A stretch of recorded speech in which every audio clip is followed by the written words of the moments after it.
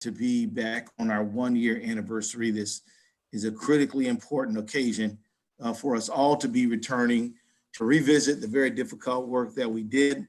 We had a diverse group of participants, starting with Commissioner Harrington, who has tremendous experience in the area of law enforcement, and myself, the Attorney General. We are told and have heard no contrary information that this is a first statewide endeavor like this. And we were very pleased to have people from community, people from law enforcement, people from the judicial branch, people from the civil rights organizations, people who were researchers and understood the academic rigor that was needed to develop a report like this, and then people who had very pragmatic experience on the ground. We had an excellent group, and I just want to say that I noticed that our governor is on the call, that we were extremely proud to be able to put together this work, and it could not have been done without Commissioner Herring, which means it could not have been done without the governor. So Governor, we thank you for your excellent work, and we thank everyone on the call who has stepped forward and been so instrumental, so critically helpful in all the work that we were doing. I do want to make some acknowledgments. First of all, I want to acknowledge our entire group, and I'd like to be able to just very quickly see if we can just have everybody quickly just say hello. We don't have time for a long thing, but just for like a 1 second, my name is this, thank you, would be good. It would be good for everybody to know. But I will acknowledge before we do that, that the Olmsted Sheriff, Kevin Torgerson, is not present, but very much part of the working group, very critical part of the working group. Minneapolis Police Chief Madera Arredondo is not here, but was an indispensable member. And MPPOA Executive Director Brian Peters was also a critical player in the mix, and we were grateful for all three of them. Unfortunately, they're not with us today. Also, we were assisted by some guests who were critical. Ron Davis of 21CP, Jen and Colleen Koppel, facilitators for the working group, special guest Vice President, Executive Director at the Poland family, who's here and will be introduced, and Foundation, Poland Family Foundation, Susan Bass Roberts, and she will share an important announcement with us. With that, I'd like to do, if possible, is to just give folks a quick moment to just say hello. We don't have time for long comments because we're on the schedule, but let me just start out by saying, Patina Park, can you just announce yourself? Day. I'm Patina Park, and I work with the governor now. Oh, great. And Clarence Castile. Good morning, everyone. It's a pleasure to be here, and I'm the uncle of Philando Castile, and again, it's a pleasure to be. The Honorable Mark Kappelhoff. Morning, everyone. It's a pleasure to be with everyone this morning. My name is Mark Kappelhoff. I'm a judge in Hennepin County Court.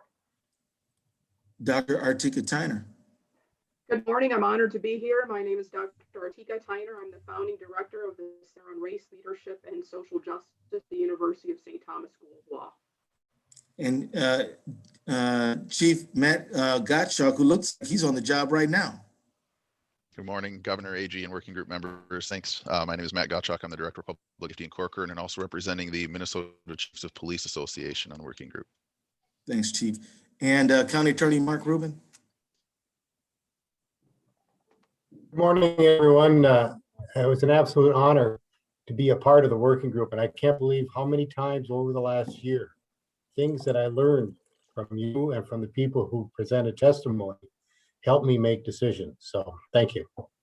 Thank you. Colleen Koppel.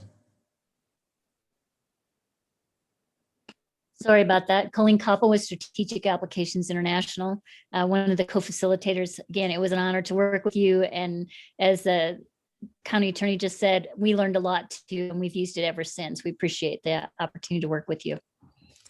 Shauna Smith Baker. Good afternoon, everyone. Shauna Smith Baker, the Chief Impact Officer and SVP at the Minneapolis Foundation. And Representative Rena Moran. Yeah, good morning, everyone. Rena Moran, State Representative, right here from St. Paul, and just want to say what an honor it was to be a part of the conversation with this group. I took some of those words into negotiation on the Police Accountability Act. And Dr. Brittany Lewis. Good afternoon. My name is Dr. Brittany Lewis, CEO and founder of Research in Action, Senior Research Associate at the Center for Urban and Regional Affairs at the Humphrey Institute.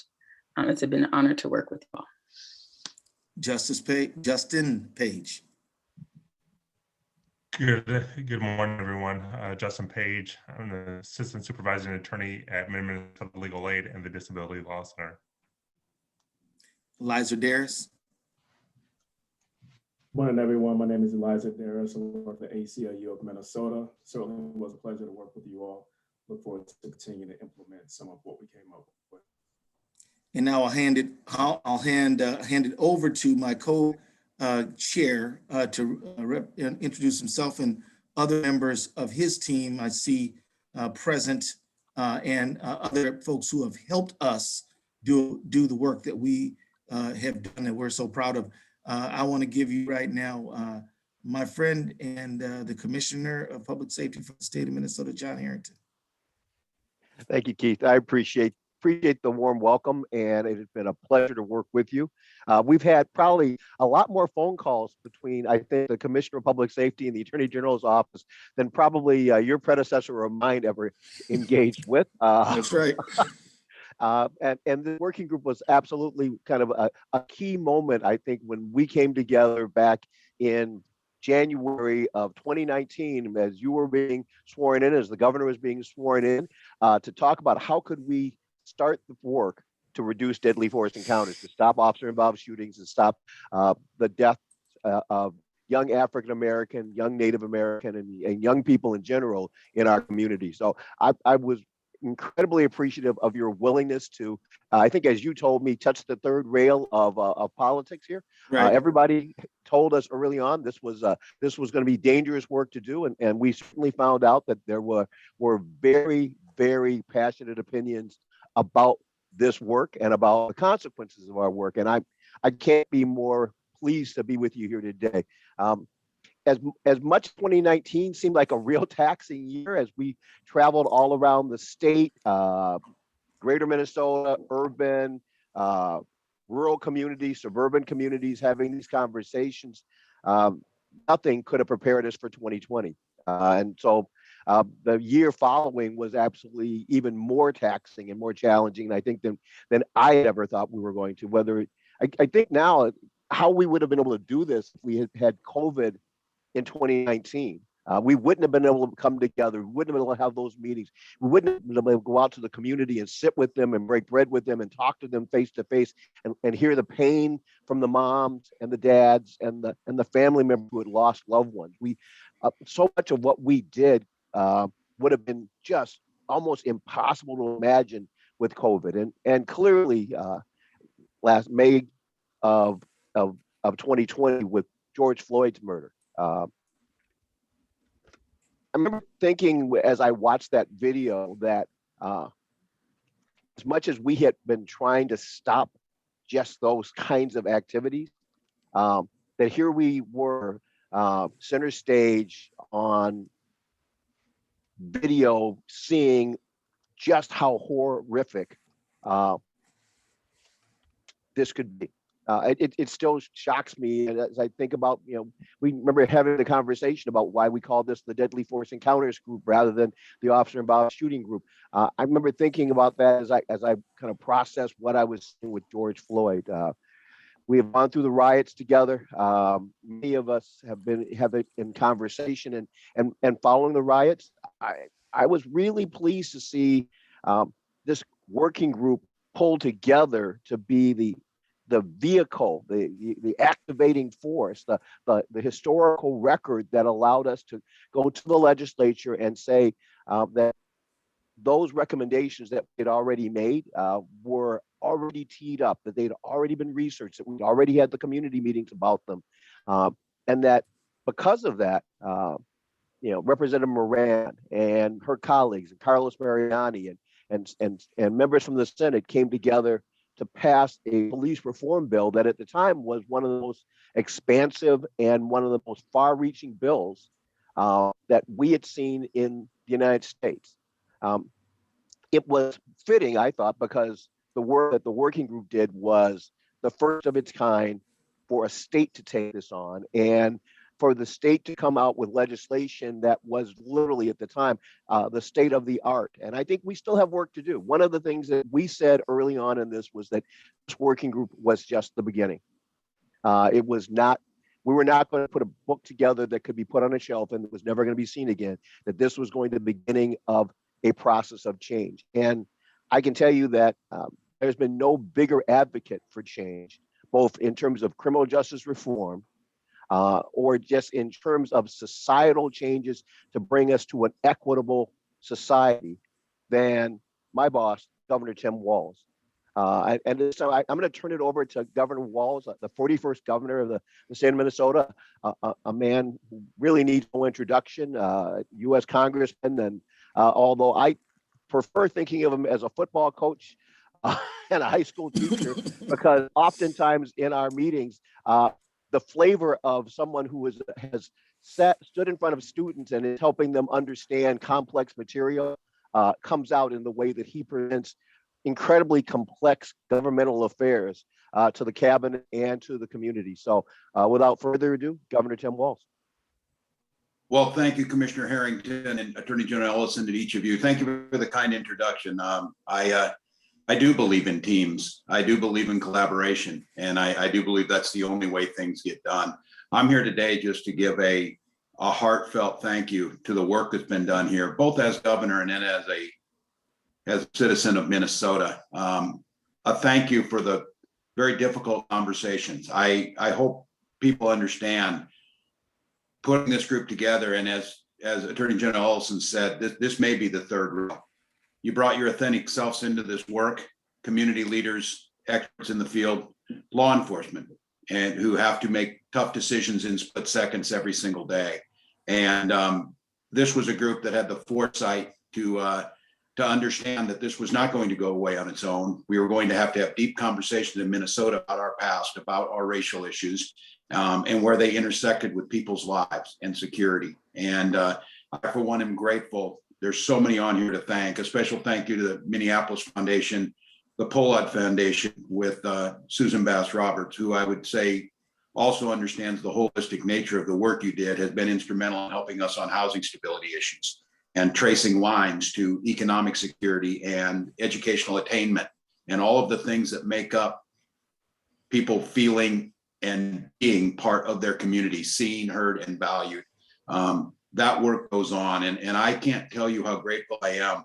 We view this report as you heard, Commissioner, and I think all of you think, as a starting point, but also as a roadmap. Commissioner Harrington's right. If this is a report that's put on a shelf and it's not used to inform policy, and right now it's being used to inform our budget.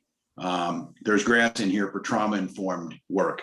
There's grants in here that try and work around innovative and policing. Things that came directly from your report are directly in that. And that budget, yes, it's a fiscal document, but it's also a moral document that reflects our values. And the work that was done on this team, bringing them together, informs us. My job as governor in so many cases, I don't have the answers to many, if any, of these questions. But the job of governor is to help convene and bring the experts together and help usher through the changes with groups exactly like this. So I know I'm busy. There maybe is not a busier room in the state of the folks that are on here, and lifting up and bringing this group together and putting out what you've done sets the course for us. And if we don't move in these directions, if we don't make these changes, not only do we dishonor the work that you've done, we as a state aren't going to get many more chances. I said it at the end of May that if we don't confront these issues, we're not going to get another chance, and it is going to become much more difficult. That has been proven true both here and across the nation, and that time of reckoning is now. I'm just grateful that we've got a roadmap, we've got a report, and we've got a group of people who started and put us in the right direction. So please know how grateful I am. Please know that, again, our actions need to reflect on the work that you did here, and the work that you did day in and day out, bringing your authentic selves into very, difficult conversations, very emotional conversations for so many of you.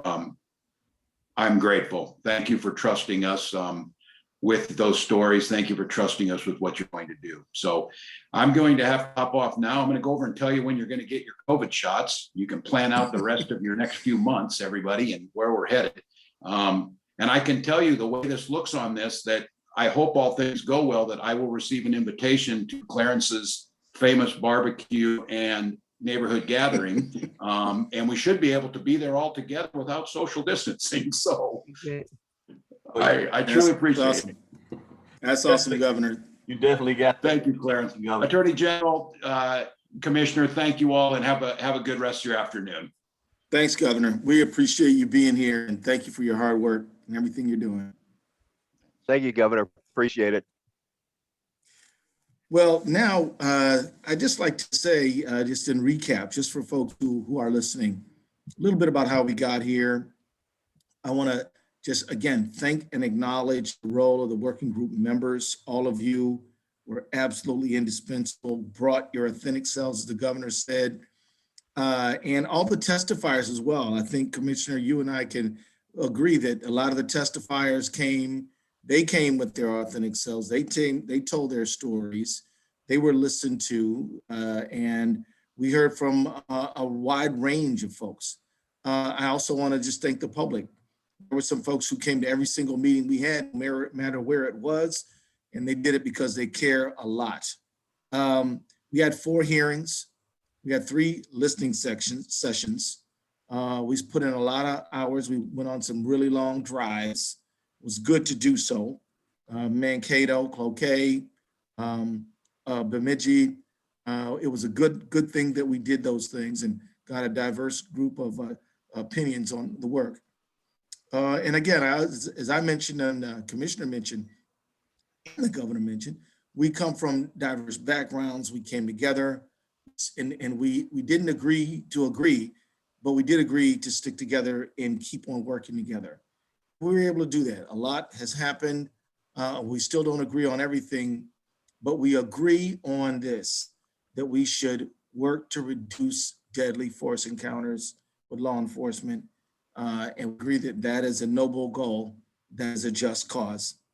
And so now what I'd like to do, fellow co-chair, is ask Ron Davis to reflect on the process, the recommendations, and the progress made.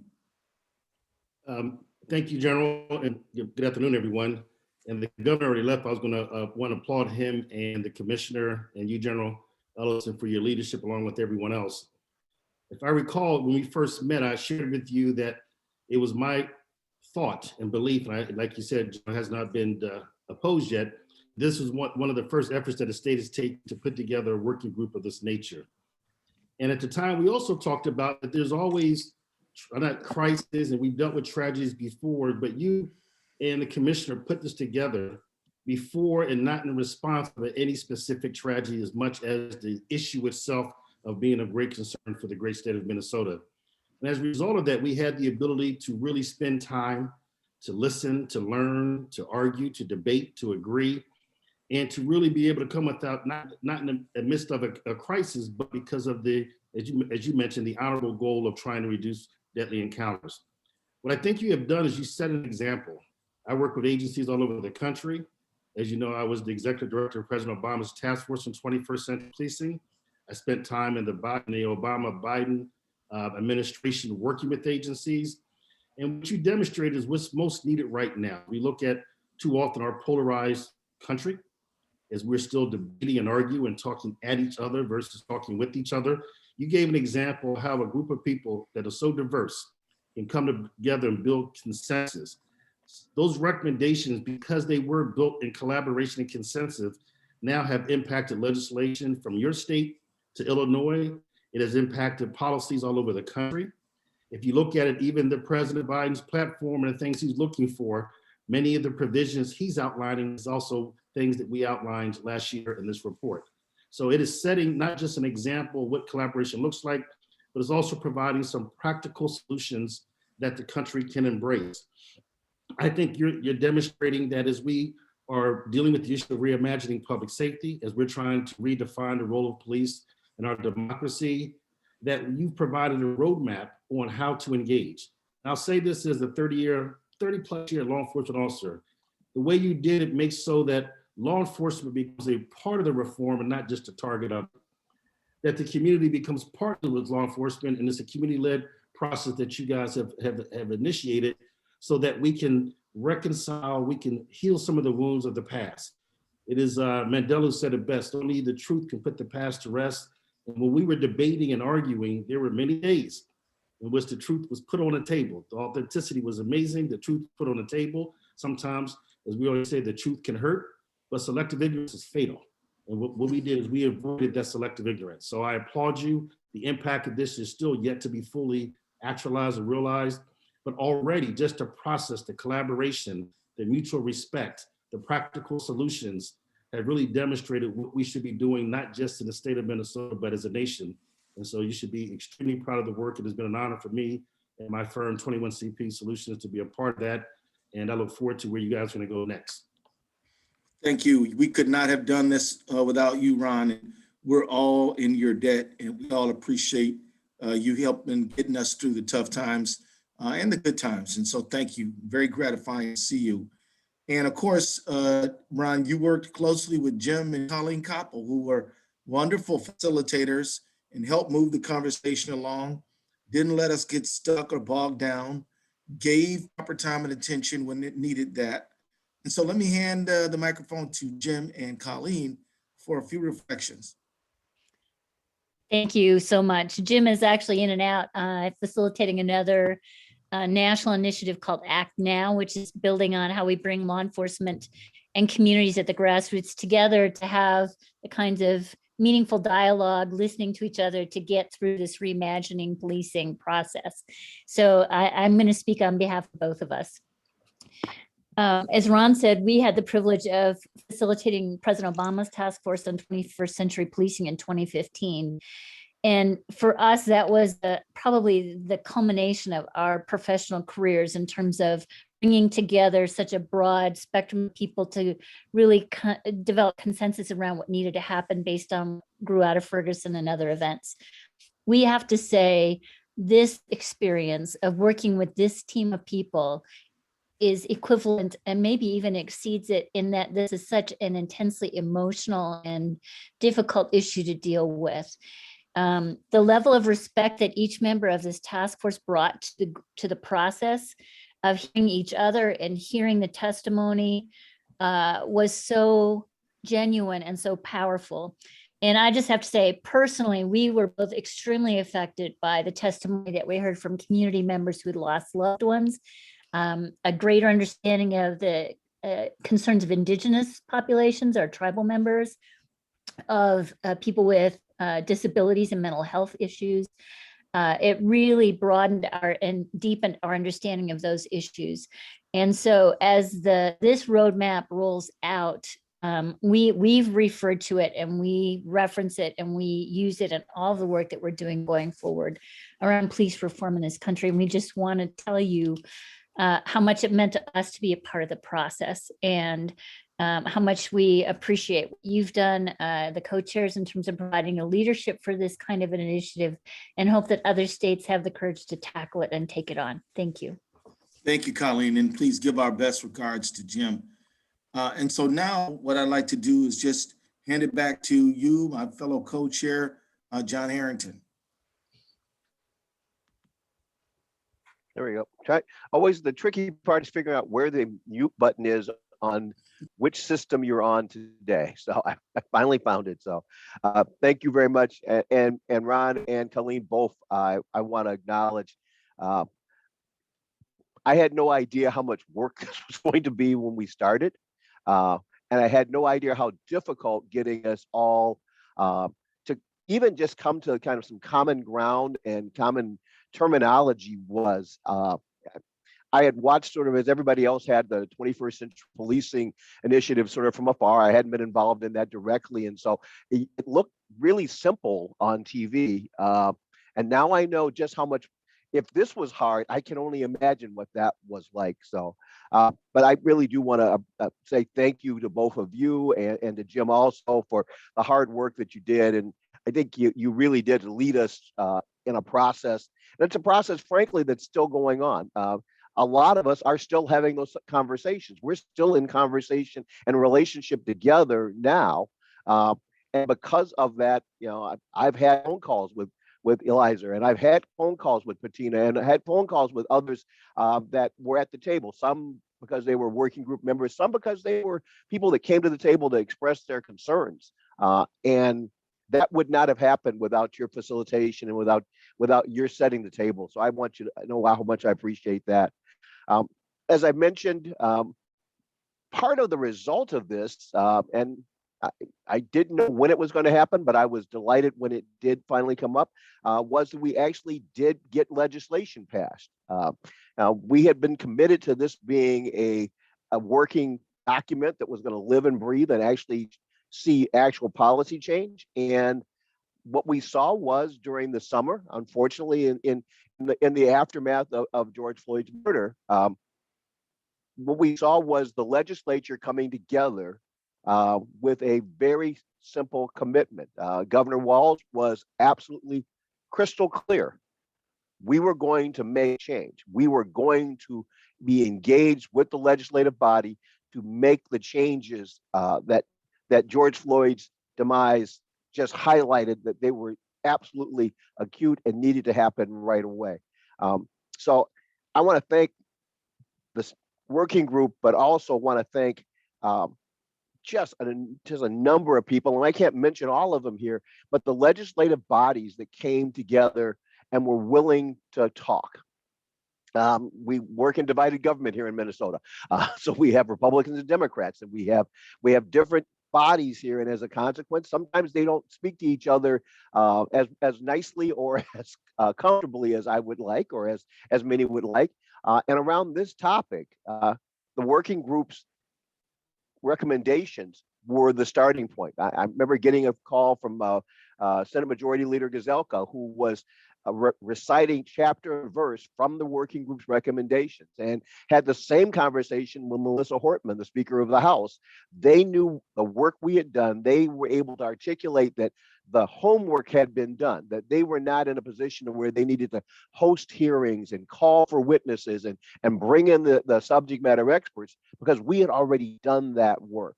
I also want to thank one of the things that I think was controversial in us setting this working group up, but really has proved out a point that I think the Attorney General mentioned specifically, was that we brought the policing community into the conversation. And rather than being a target and having to respond after the fact, they were there at the beginning as we were crafting this language. And I think having the community and the police both at the table together was really so instrumental, because when we got to the end work of saying what could go into the law, historically, I think you could have expected to see the policing community stand on the outside and say, we didn't have any input into this and we're not happy with it. And in this case, what we had was the Sheriff's Association, the Chiefs of Police Association, and the MPPOA, the Police Federation Association, all coming together to tell the elected members of the bodies that they were supportive of this, that they had been at the table when this was being created, and that they were still supportive of this, and they helped us get this through. And there were certainly people who were, I think, shocked to see them at that table. And that we had the community also saying, this is time, and it is time for us to get that done. And so the Minnesota Police Accountability Act was passed as a bipartisan bill. It was signed into law on July 23rd by Governor Walsh, and it provided not just policy, but it actually provided appropriations in a non-appropriation year to make things happen. And that, I think that line that Governor Walsh has taught me so well, that, yes, budgets are fiscal documents, but they're also moral documents. And just having said, well, good, here's your policy, but there's no money, would have been half-hearted and faint. But they put their money and their policy where this law needed. Just to give you a couple of highlights about that. One of the things I thought was probably, in my mind, the most significant feature of that was the modification to the police use of deadly force. That was a bill led by Representative Rena Moran. And it took apparent, sort of the appearance of a cause off the table, and said we were really going to ask for articulable fact. We were really going to go back to sort of where Garner and some of the classic cases about this were, to make sure that we actually had articulable facts that were going to justify why police used deadly force. It established a separate independent investigation unit at the BCA, a unit that has already been built. So, this is not something we waited on. Well, a year from now, we'll have something. Drew Evans, who will speak to you shortly, began immediately putting together that separate independent unit, because we heard from so many that they wanted to make sure that whatever the judgment of the courts were, that the cases presented had to be done by an independent body, requiring all law enforcement officers or agencies to have written use of force policies and report on serious use of force. One of the things that I don't think we talked about it as much, frankly, it would have been a next topic, I think, when we went to this, was post-board reform. But the post-board looks entirely different today in light of this. It has, double, I think, the number of community people on the board. It has higher levels of accountability that they have been placed on them to hold police officers and police departments accountable, to make sure the policies are followed, and that when they're not followed, the consequences happen. And then last, and certainly not least, the legislation provided peer counseling for officer wellness. I remember thinking to myself, there were times when I didn't see much common ground between the moms who had lost loved ones and the police chiefs, but their wellness was that place where everybody could agree. The moms and the chiefs could all agree that healthy officers make better decisions, and those better decisions involve saving lives rather than taking lives in so many cases. And so the legislation provided us to provide training money and create a peer counseling model where I really do believe we're going to have healthier cops at the end of the day. And because of that, we're going to have less tragedies in the community that we all want to avoid. At this time, I'm going to turn this over to Superintendent Drew Evans. Drew testified numerous times at the working group. He is the superintendent of the Bureau of Criminal Apprehension, which is a state investigative agency. Drew?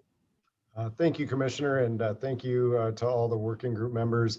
I wanted to say out of the gate that your work has really, and having the opportunity for myself and our team here at the BCA to listen to your discussions, the work, the recommendations, everything that you've done has really helped us as we continue to hone and improve our unit here at the BCA that's responsible for these use of force investigations.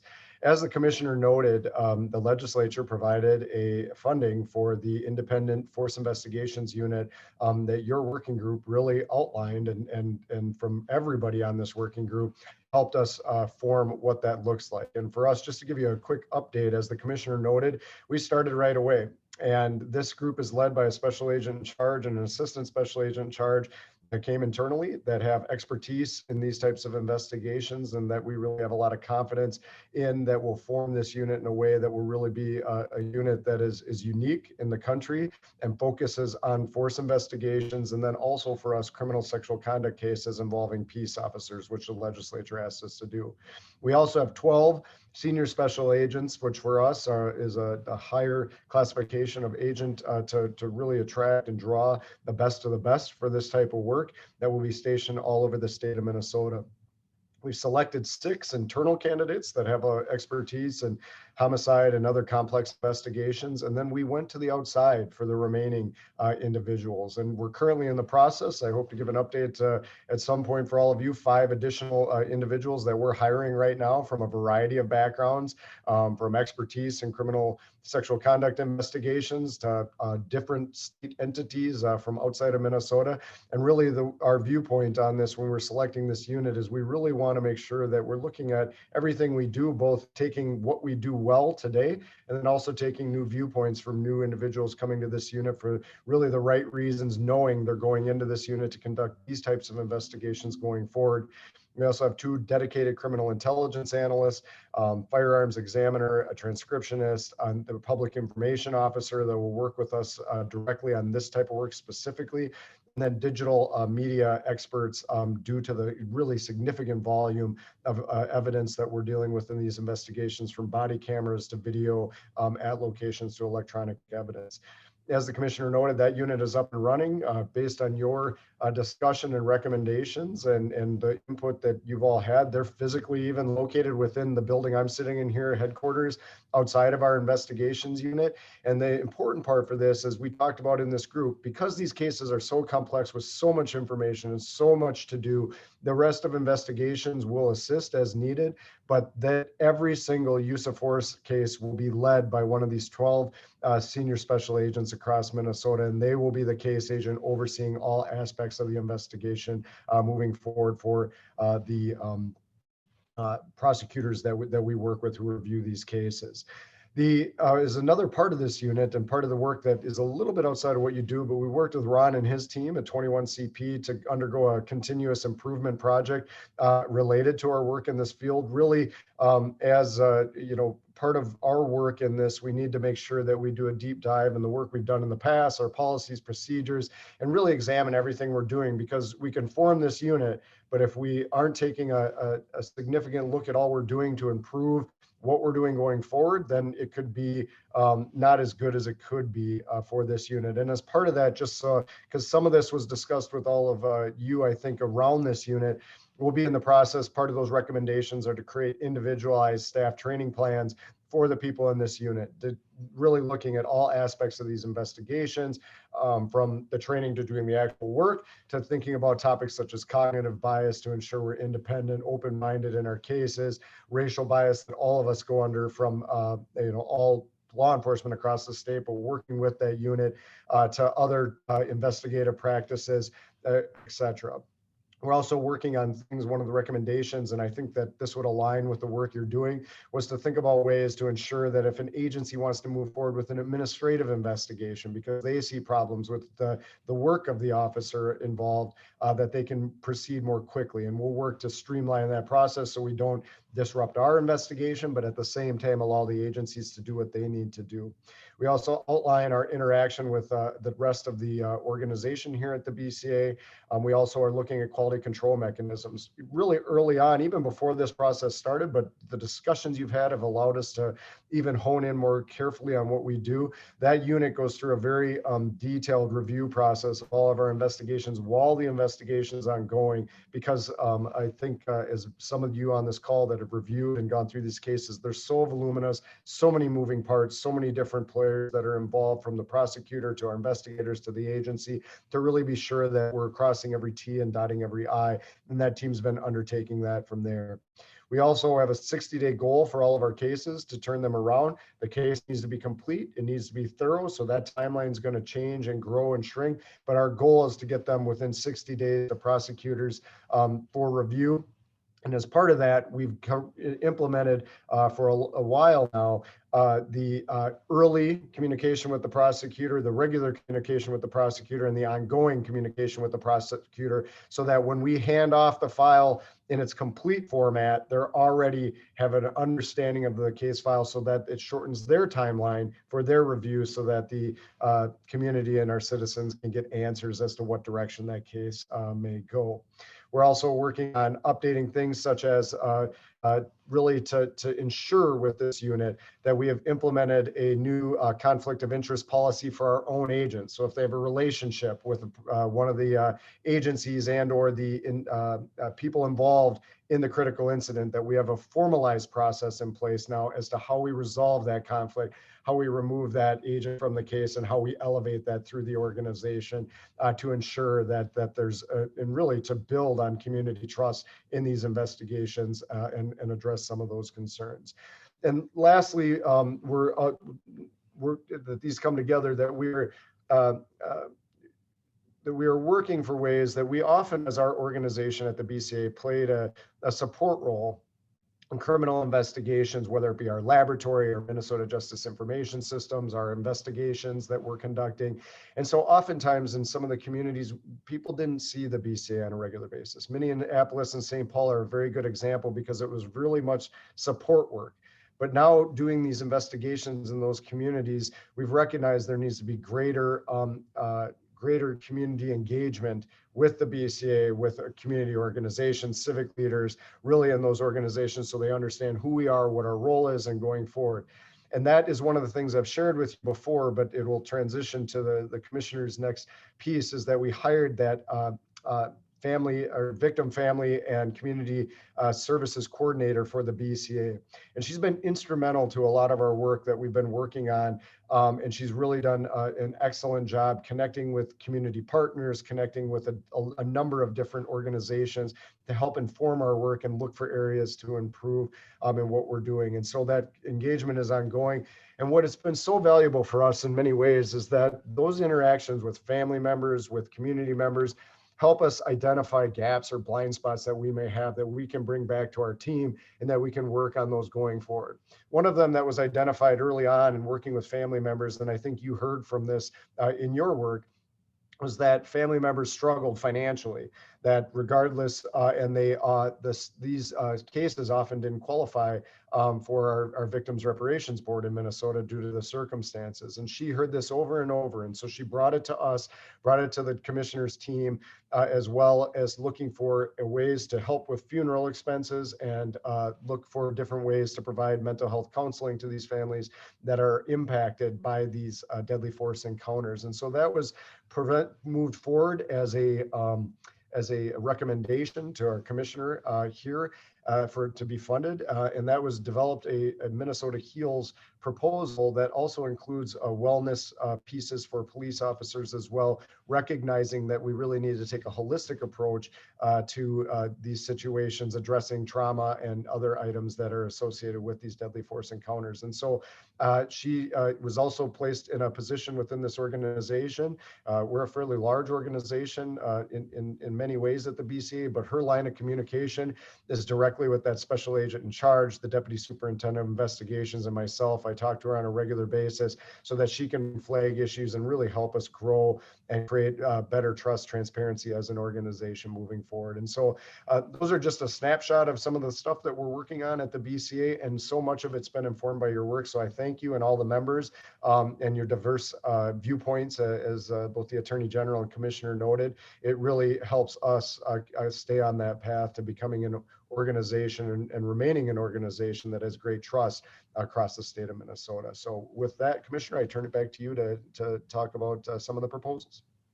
Thanks, Drew. I appreciate that. So, and thank you for, one of the things I want to thank you for is getting B2 on so quickly. I remember this was like one of the first meetings we had, and the conversation about from moms and family members about not feeling like they had a person that they could talk to help them through how they process their loved one's death. And we talked about, well, we should be able to just do that. And part of the learning curve for a new commissioner is how long state government takes to do much of anything. And you were on it. And before the fall was even finished, we already had our person identified and was ready to hire, and we were ready to go. And she has done just wonderful work in so many of the cases. Unfortunately, the cases don't stop here in Minnesota, and so she's actually had real world work that she's had to do along with the policy work. I say that to also, as I think back to sort of that first meeting over at the Capitol when we had the interruption in the morning, and then we started out. I think the way we started every meeting thereafter, we started out with loved ones who had lost family members, whether it was husbands or wives or children. They started out and they gave us the moral framework for what we were going to do each day. I just remember Philandro's mom and Oscar Grant's mom starting our conversation out, and for me, that sort of bracketed this. If this was an abstraction, if this was a case, as I talk about it, sort of a file that somebody has to work on, that completely changed your perspective when you heard the pain of a mom that had lost a child. and knew that they were not going to be able to ever get that child back. I think so. I really do need to thank them in particular, but all of the moms and all of the family members who relived the worst day in their life to help us as a group understand how important this work was.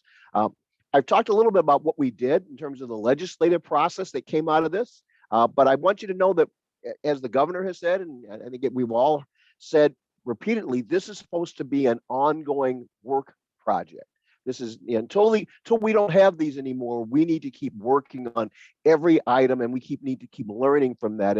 And part of that was those proposals that Drew Evans mentioned are now not just proposals to me, they're now part of the 2022-23 state budget proposals that the governor has put as part of his budget. And we entitled them Minnesota Heals. A phrase that I remember back from Perf back in the 70s when gunplay in Minnesota was had become really so traumatic there. Minnesota Heals is a recognition that when a traumatic event occurs, when a life is lost, that not just one person is affected, but an entire community is affected. And that if we're going to have our state and our community come back together, we have to do more than simply get justice for that individual family or get justice for the community. We have to do more than that. And so the goal of Minnesota Heals is to make sure that after a traumatic event, the entire community is collectively brought into an embrace so that everyone is getting better at the same time if possible. We wanted to make sure we eliminated existing gaps in victim services around aftercare funding, alleviate barriers for families and communities who were asking about how they could receive assistance after a traumatic event. Our state laws had essentially said that if your loved one had committed a crime or had been involved in criminal activity that led to their death, they were no longer eligible for crime victims reparations or other benefits. And we needed to fix that because that was in fact punishing the families far more so than it was ever meant to do. We need to make sure we were also supporting those first responders, making sure that we did have healthy cops and healthy first responders there. And we have 4 pieces to that are now in budget form proposal. The first is $400,000 to establish a community healing network across the state of Minnesota. I once again come back to one of those aha moments when we learned that 60% of the deadly force encounters happen in greater Minnesota, not in the Twin Cities as most people assume. And so this is money that would be spread out across the entire state. $400,000 for a statewide office to focus on officer and first responder wellness. Once again, I think it's really important that we make sure that the first responders who have seen too much, that before they go back out there on the streets again, that they are well and that they're healthy and ready to go out and make those really critical last minute touch point decisions that in fact are life and death decisions. And $400,000 for trauma services for families affected by deadly force encounters. So that it is not simply we're taking care of the cops. It is not simply we're taking care of the community writ large, but we are also very specifically going to take care of those individual families who have lost loved ones to make sure that we have trauma informed there. Finally, and not by any means least, there's innovation in policing grants. This would be $3 million that we would provide to cities, counties, and tribal governments to implement transformative strategies connected to preventing and reducing deadly force involved police encounters. We recognize that just saying, here's a good policy, probably is not enough. We're going to need to train, we're going to need to reinforce, we're going to need to provide the tools so that deadly force encounters become rarer and rarer as we go along. At this time, I'm going to turn it back to the Attorney General. I think I'd really like to hear more from our working group. It seems like he and I have talked a lot, but the best part of this for me was hearing your voices and learning the lessons from all of you. So Attorney General Ellison, back to you. That's absolutely right. And look, the commissioner and I don't want to brag about the wonderful talent on our working group without you hearing from our working group. So this is a good time for that. Let me just ask a question. to all the members of the working group, and I want to, and they're not shy, so I'm sure you guys will speak right up. From your perspective, what have you or your organization done to move on the working group efforts going forward? And I'll recognize hands as I see them. Anyone?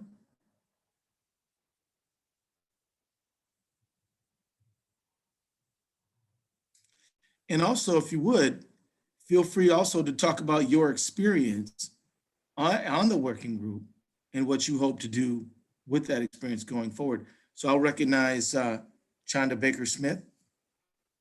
Yep, Shauna Smith Baker from the Minneapolis Foundation. Certainly want to acknowledge the role that the Minneapolis Foundation had as a funder to this effort. It was very consistent with the focus that we had had over the last 3.5 years working in criminal justice reform. But this experience has really accelerated that work. And I appreciate it so much more than I thought I would. And so I want to just pause there on my official role in the working group as a representative of the Minneapolis Foundation to talk about just the challenge it was to just get to the table because of the significant trauma and experience that my community has had with policing and not having us see justice. And so when I came to the table and when I saw the constitution of the group, it was very challenging for me personally to sit here. And then the first group, the first meeting was very, very challenging, and listening to community that came in that were in their right, trying to protect the process and making sure that they were going to be centered. And I literally almost walked away on that day because I felt their pain. And here I am sitting at the table. But I will tell you that sitting at that table has strengthened our strategic position at the foundation. It has allowed for us to enter into stronger partnerships locally and nationally, including a partnership that was underway at the time, but certainly has moved forward fairly quickly with the Twin Cities United Way and the St. Paul and Minnesota Foundations.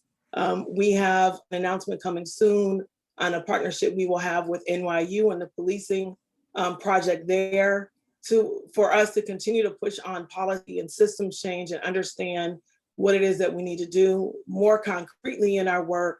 It has informed our granting strategy, our Fund for Safe Communities, in which we hired Brandon Williams to help lead that work with me. It is advised by 8 young emerging leaders, all African-American, all of whom have experienced violence.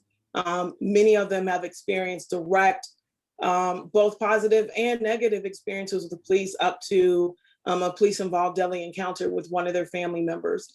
And so as we move forward, I think we continue to elevate those conversations in our actions, in our granting role. And then we also have a convening strategy and a podcast strategy, a podcast that I lead, certainly that has informed the guests, us wanting to raise sort of issues that we may not always hear about in our communities of comfort, but that are really relevant in this time of great concern and many people leaning into this issue of policing.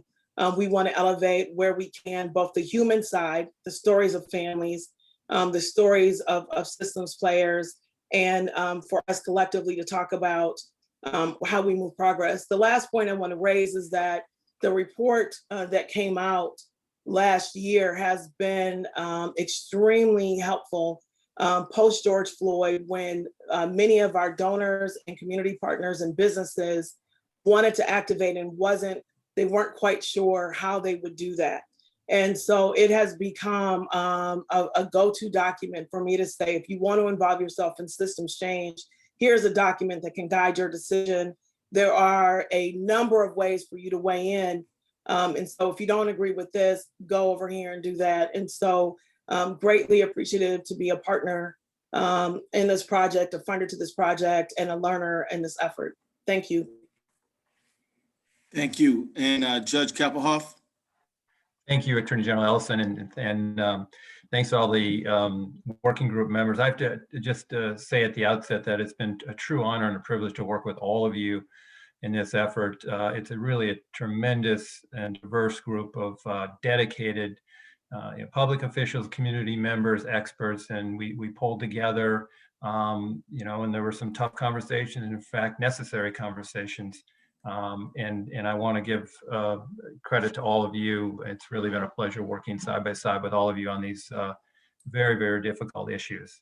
And I also, this doesn't happen in a vacuum. I want to really show the great leadership of Attorney General Ellison and Commissioner Harrington for their efforts in leading this charge. This doesn't happen without that type of leadership, and they kept us on task, and they opened up the conversation, the dialogue, and kept it going forward, and that is critically important, and I don't know that we'd be here without them. And I want to thank my good friend Ron Davis, who I think is really the gold standard when it comes to policing reform and transformation. This working group has spearheaded quite a bit of thought in the court system I'm in, and I'm very pleased to announce a new initiative called the Youth Justice Council. We just launched this 2 months ago, and it's an opportunity for community to come together with the court system and other court stakeholders to address issues of racial equity and unfairness and disparities in the juvenile justice system in Hennepin County in particular. Our children are our future, and we are making an effort here in Hennepin County now by putting community first. Their voice is now central to the conversation of how do we improve the juvenile justice system in Hennepin County.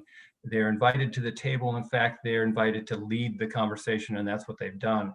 And I have the great privilege and honor to work with Dr. Brittany Lewis on that. We are among the tri-chairs in that effort. So spinning off of this initiative, we are now working together in another initiative, and I think that's how these things happen. This is what change looks like. It's what transformation looks like. And I look forward to continuing my work with Dr. Lewis, with the community, and to improve the juvenile justice system in Hennepin County. And I want to thank everyone for their great work. Thank you, Judge. And let me move to Elijah Darris.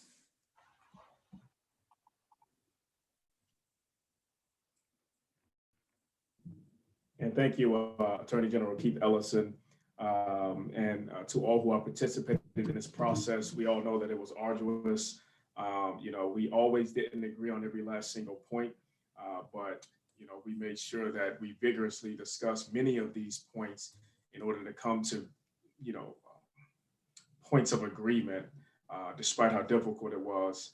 And I must say that being able to see some of my fellow community people in action, people like Dr. Lewis and Shonda in action, it was like really, really inspiring, motivating, oftentimes invigorating, as we were going through some really challenging testimony and even challenging discussions. It could be, a little difficult, on a spirit level. And so just being able to see, some of my fellow community people in action was really motivating and inspiring to me. And so I do thank you all. I know that many of us had discussions privately, about how this was impacting us because there was a vigorous and vehement response from our fellow community people, but we recognized we had to be at the table and we had to really help to push and drive this agenda. So my name is Elijah Darris. I work for the ACLU of Minnesota. And so part of what we have been doing is really in terms of the recommendations that came from this particular working group. I've testified to several city councils that were looking to see what types of recommendations they implement at the municipal level. Many of these city councils that I've spoken with, Brooklyn Center being one of them, have been making great strides in identifying which of the recommendations they would implement and working with us and others to really seek to implement some of those. And so that's one particular way that our work has continued as an outgrowth of what we've done. Organizationally, there are several bills that we support at the legislature that's an outgrowth of our work. This includes Senate File 334 and also House File 905. One deals with independence and prosecutions, and the other deals with civilian review boards and helping to instill more teeth and more accountability inside of those. We all know that in the subsequent days to our gathering and our recommendations, George Floyd was viciously murdered right in front of us. And it was very, very, very shocking to our souls. And so I found myself personally interfacing quite often with a number of you who are in official capacities in the days after his murder, because we recognized that there was a need for community support and even for community to stand up and protect community. And so those were really deep and committed conversations by saying, hey, this is something that we have to do for our community. How is that interplay and that relationship going to look? And I think based off of the relationships that we've been able to establish through these discussions, were some of those conversations smoother than they probably would have been otherwise, including Chief Harrington, most recently, you and I having all kind of conversations at 10 and 11 o'clock at night, while several hundred people were kettled on the highway as we tried to figure out what is the best way to end that process. So the relationships were established with this particular working group that, I personally have leaned on repeatedly in order to provide for community voice in spaces and places that, our voices typically have not been. I would say that, that's just a little bit of an update in terms of, how we as an organization have taken some of our recommendations as a group and continue to push them forward. But I look forward to giving, a couple of different comments at a different point in this discussion. Thank you, Liza, and that's very, very helpful and thorough. St. Louis County Attorney Mark Rubin. Thank you, Attorney General Ellison. And again, thank you all for this experience.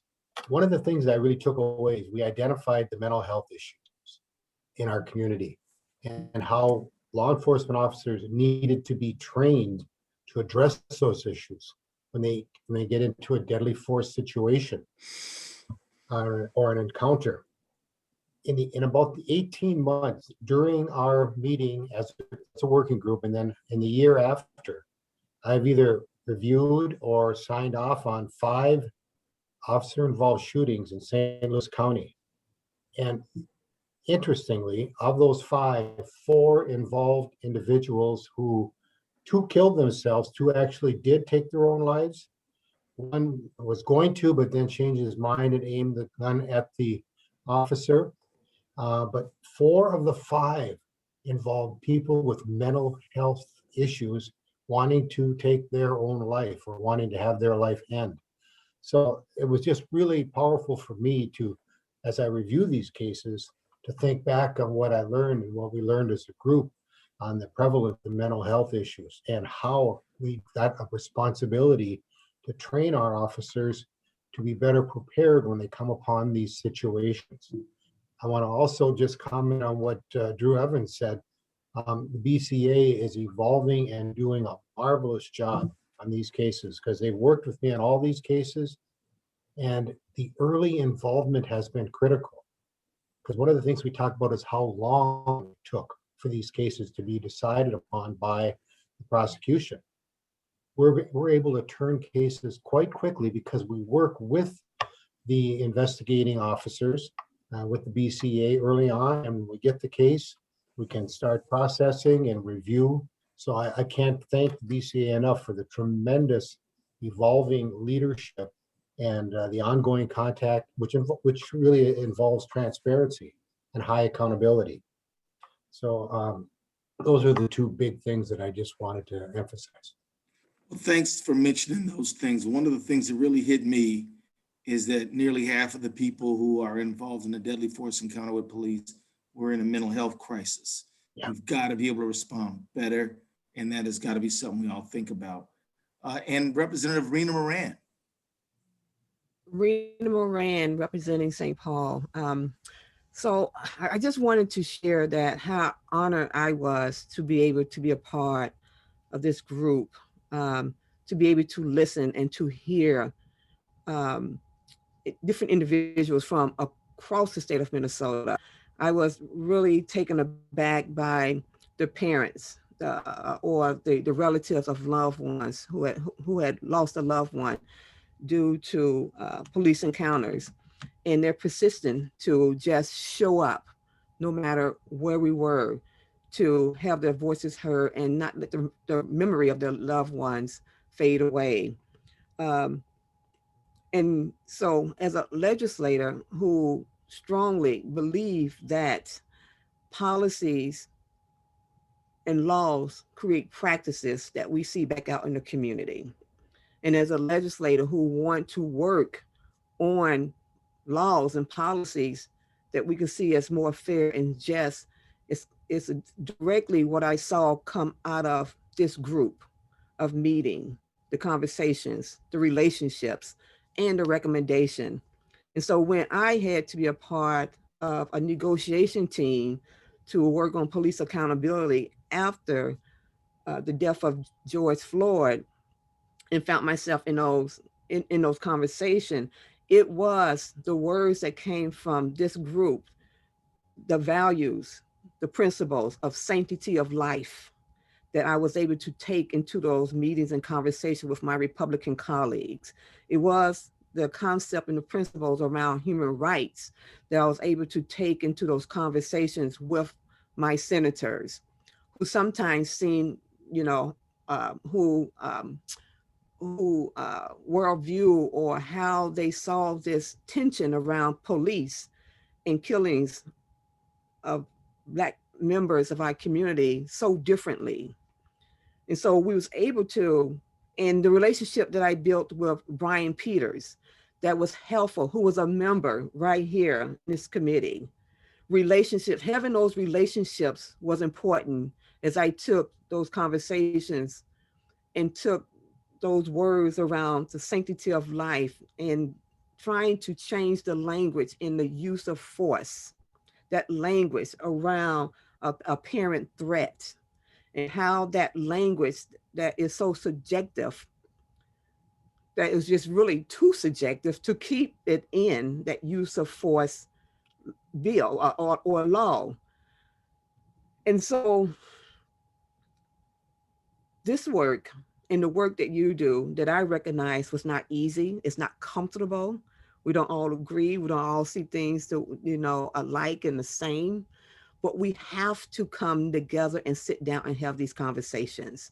Whether it's this group or whether it's community and police officer, the systemic work that we did around the post board is needed, because if community and police do not come together and sit down and see each other and hear the stories, that we're always going to be butting heads about who's right and who's wrong, and always in this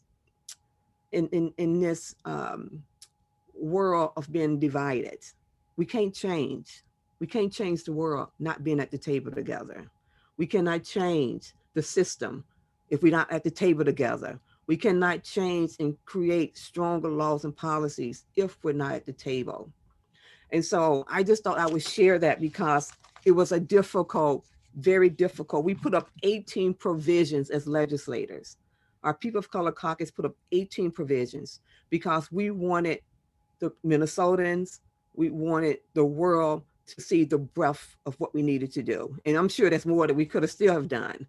But from those 18 provisions that we put up, after many, many conversations, we was able to move 11 of those 18 provisions, knowing and recognize that this is not the end, it's only the beginning.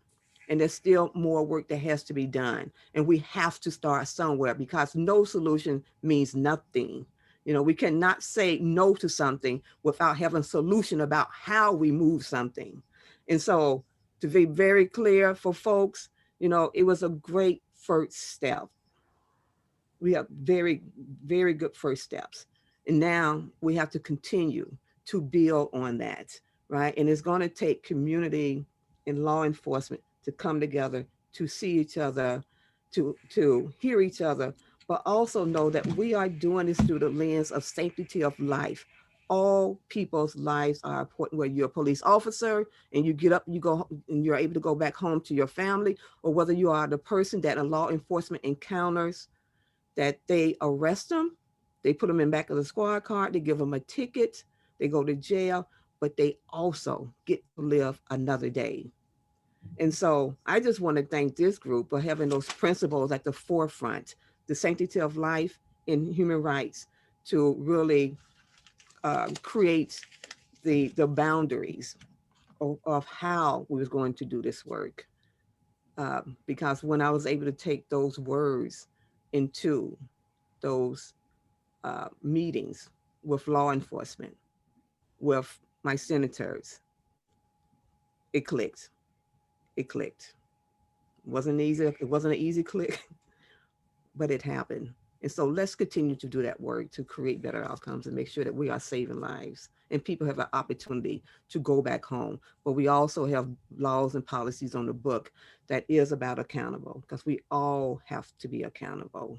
And one of the things I was able to share with law enforcement is that through a story that John was in, and it clicked at that moment when I shared a story of my son who wanted to be a police officer and how he changed his mind at the last moment, right?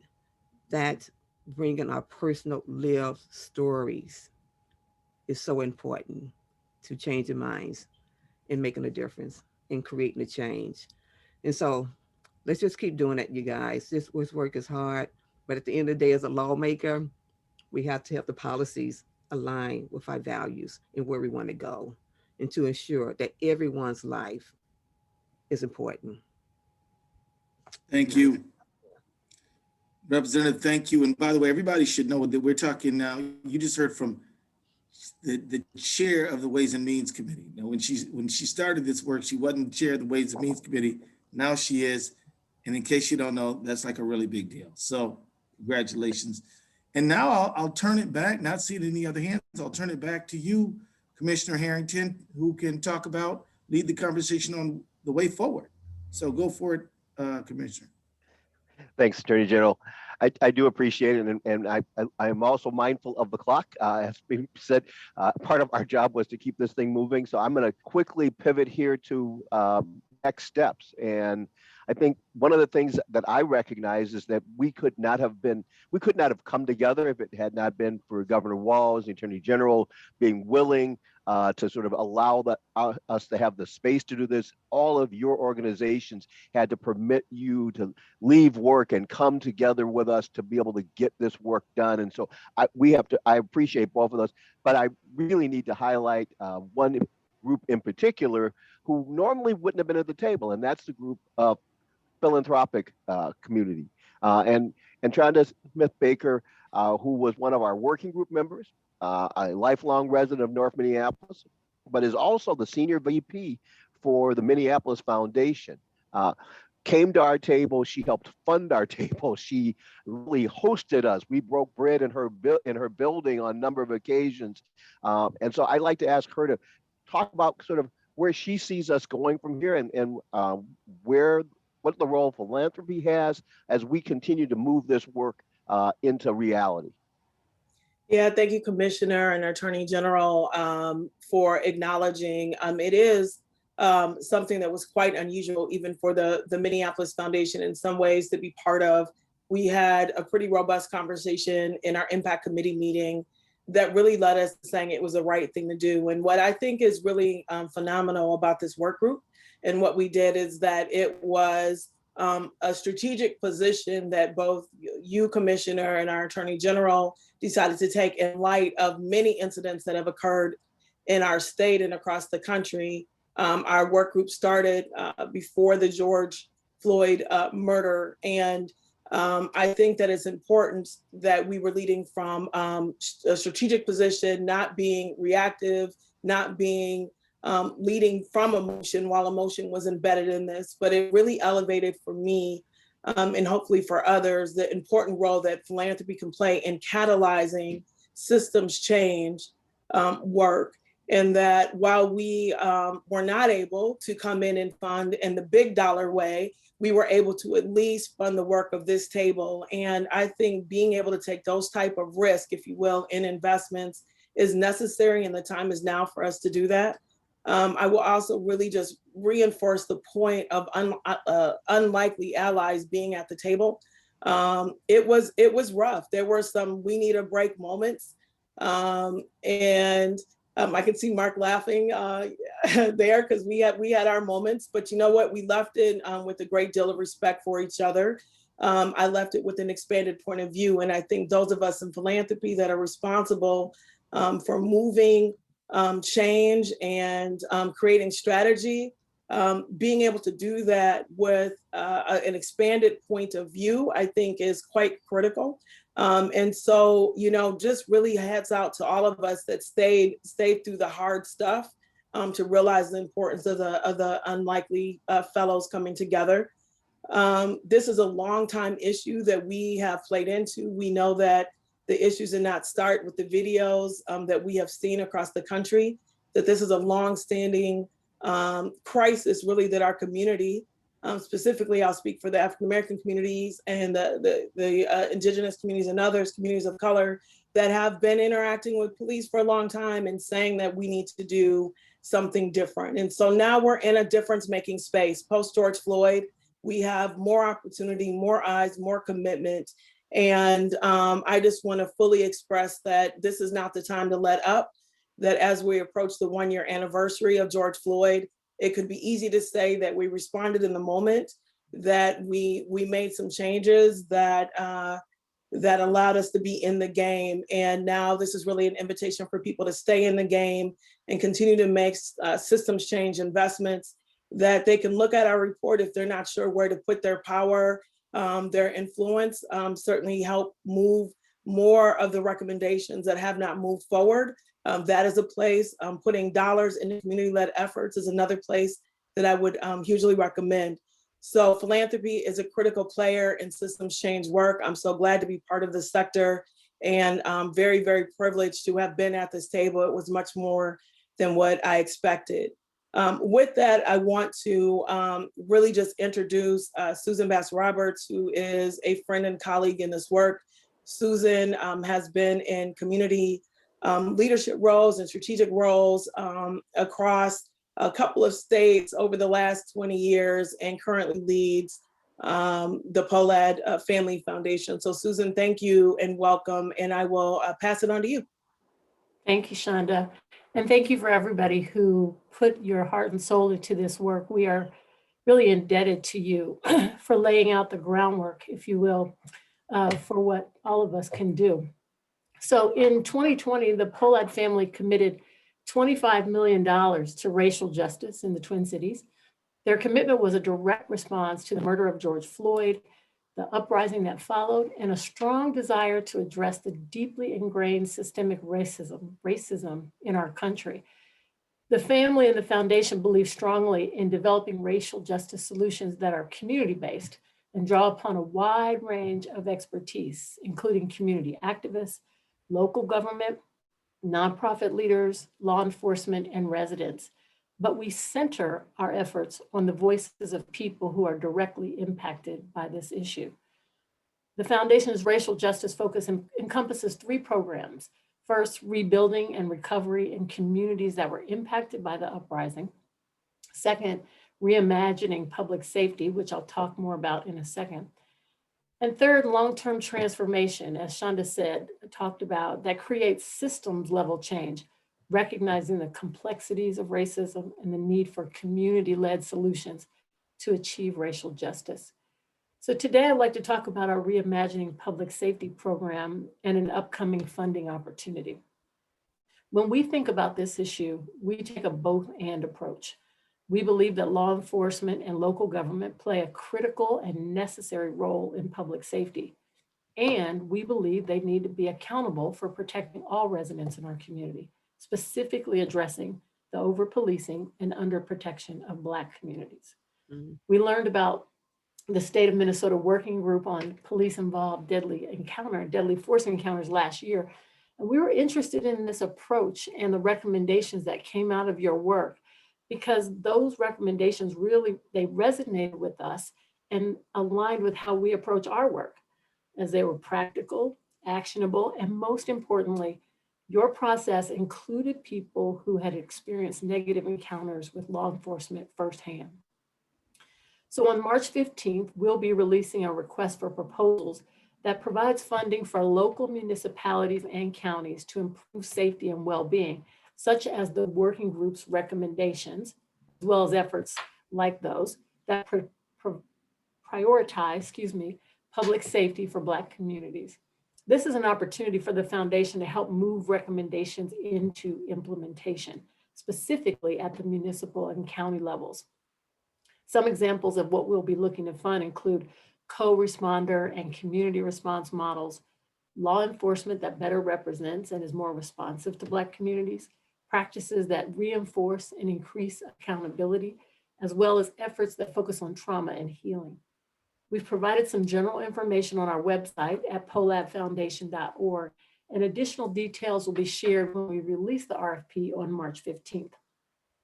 And in addition to this program, we'll also provide funding opportunities for community-based organizations that are working on similar public safety solutions. And we'll be sharing more about that opportunity in the coming weeks. So I don't know who I turn it over to. Is it you, Attorney General? Yeah, I'll pick it up from there. I just want to thank some other really important people before we turn it over to press if they have any questions. One of them is John Stiles, who did a really, really great job. And then also Nicole Archbold, who was very, very hardworking. Nicole, we're very grateful to you. David Voigt put a lot of really good work in, and Keon Dousty, who's on the screen now, has been indispensable to getting it all done. If I have missed any staffers, please let me know. We want to lift them up because we know that we can't get it done without them. But those are a few just for now. And with that, I want to thank both you, Susan, and Chandra for the group organizations you represent and your continuing commitment. And if there's some folks from the press who want to ask us any questions, we have a few minutes for that, and we'd be happy to respond. So the floor is open. And if members of the press could just use the raise hand function, I'll go ahead and unmute you, and then you'll be able to speak, and I'll put in the chat who's up.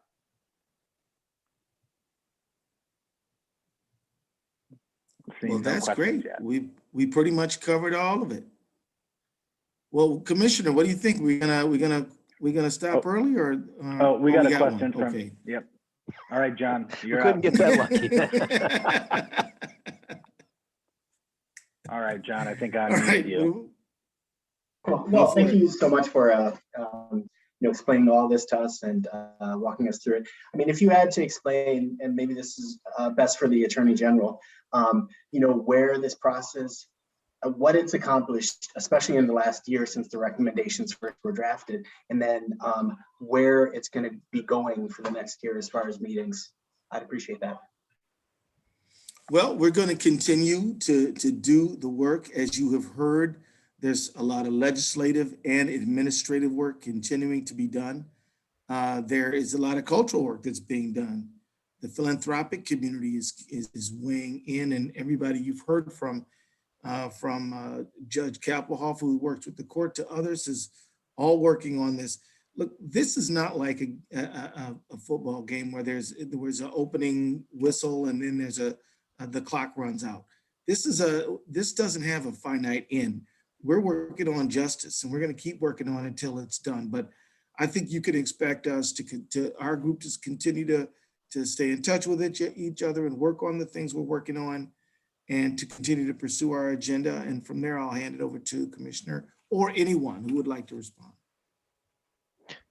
I'll jump in very briefly because I know there are legislative things that, as Representative Moran mentioned, we had 18 proposals that they were looking at. I think we got 11 or 12 of those through in this first run of legislation. I know there is already conversation around the things that didn't get done in that batch, but I will tell you that, arbitration reform, deadly force statute reform, training, all those things coming up. Those have already started to be moved. Now we have the next list there. I can also tell you that, at least from my colleagues on the policing side, the idea of these innovation grants, both from the philanthropic community and from the state, have been have been widely applauded, and they are very, very interested, and they're very, very, I think you're going to find that you're going to have a lot of chiefs and a lot of sheriffs who are going to come to your door looking for ways to help make their communities more just and more safe. So there's more work to be done. We've set the table here, and I think once we get through this run, it'll be time to have another conversation and bring those moms back and bring some of those family members back and bring some of our partners back to say, okay, and now where are we at? You know, a friend of mine, one of the reverends from the God Squad, used to ask at every meeting, he says, and tell me, so how are the children? That was his opening line at every conversation. And I think that's a question we should be asking. So how is the community now? Is it safer? Does it feel like they're seeing more justice? How are we doing in that? And I think that's a barometer that doesn't have an end, as you said, Attorney General. That's right. Any other hands, Keon? I don't see any. Well, you know what? I think we were going to ask everybody to hang out until 1 o'clock. We are right about there. Any final reflections anybody wants to make? And if there are none, we're going to say thank you and we'll be in touch. AG, Yeah. So I just want to repeat this quote that I heard early in our conversation. I can't remember who said it, but only the truth can put the past to rest. And so I think it's so timely, so now, so purposeful. I know legislatively we are trying to, do this, the legislature declaring racism a public health crisis and having a select committee on racial justice and also making some recommendations. It's really a history moment embedded in that report. And so, and those stories and that history that's embedded in that report is about the truth of who we are, the truth of America, because we need to be able to see that and hear that so that we can stop creating policies and practices that are harming our communities. And so I just needed to say that because I wrote that quote down, only the truth can put the past to rest. We have to. Well, that sounds like a good way to wrap up. That sounds like a good way to wrap up the conversation. And so with that, I want to say thank you to everybody who tuned in. Thank you to all of the working group members. And thank you to the members of the press and the public.